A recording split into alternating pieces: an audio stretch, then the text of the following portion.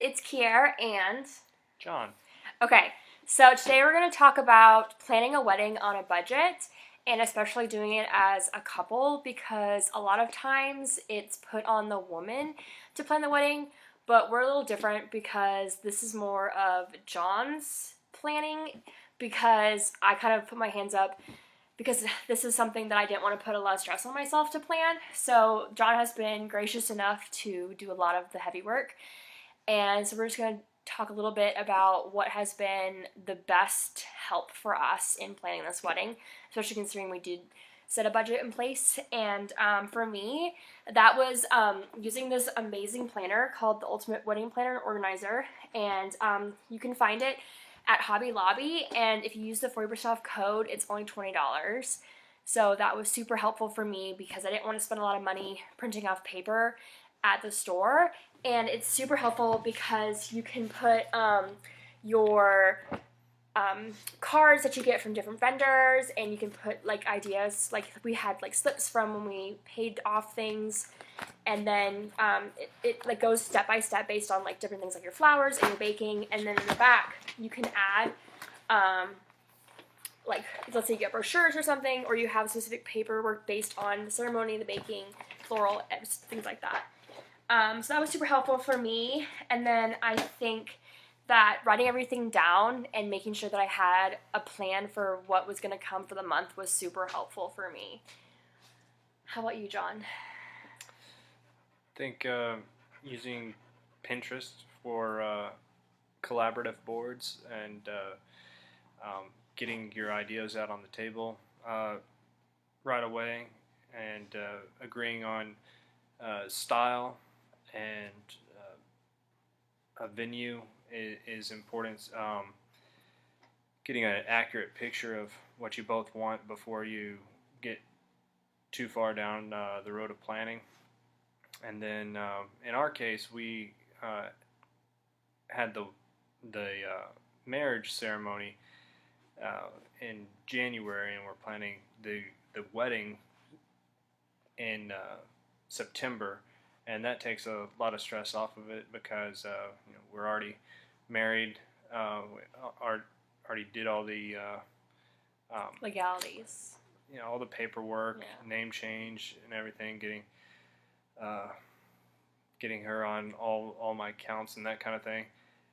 Um, Takes a lot of stress out of it, so that you can just plan the happy day, Yeah, independent of the stress. I think that's super important is alleviating stress as much as you can. So for us, that was taking the step and getting officially married and having all the paperwork out of the way so we could just spend a day with our friends and family because it was super important for me to have it close knit for the ceremony of us actually saying I do with each other.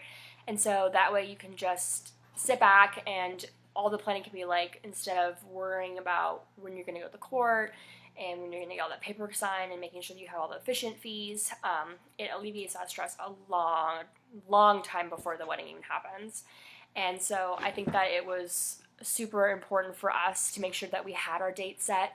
And so that way we were able to set up our vendors and make sure that everything was set in stone, which is nice for us because the location of our wedding is actually the location of the reception. So we have the ceremony and the reception happening at the same place, which I would definitely 100% suggest to you guys because it takes away so much stress of having to like travel and the fees and parking and stuff. Whereas like my sister had her wedding at the church and the reception happened at a hotel, which was nice for people who were staying in the hotel, but it was kind of a pain having to travel 30 minutes to get to the hotel. So I think that's something to plan ahead is making sure that things are in the same area as each other. Like if you're gonna take photos afterward and you have a really specific spot you want to do, seeing how close it is to your venue and your reception site. Yeah, and when it comes to the wedding venue and the reception venue, it's important to always have a backup plan for weather. If you wanted to do a outdoor wedding, just ensure that you have a contingency plan for if there is inclement weather. Especially here in South Carolina, it could be completely clear skies, and 5 minutes later it's pouring down rain. It gets kind of crazy here, but it's nice to have a reception venue that could also double as a ceremony venue if you have the weather issues. One additional note regarding vendors is avoid saying that it's for a wedding, if at all possible, because as soon as you let out the word wedding, the price goes up dramatically. Oh yeah. So We've definitely seen that happen before. And also finding packages.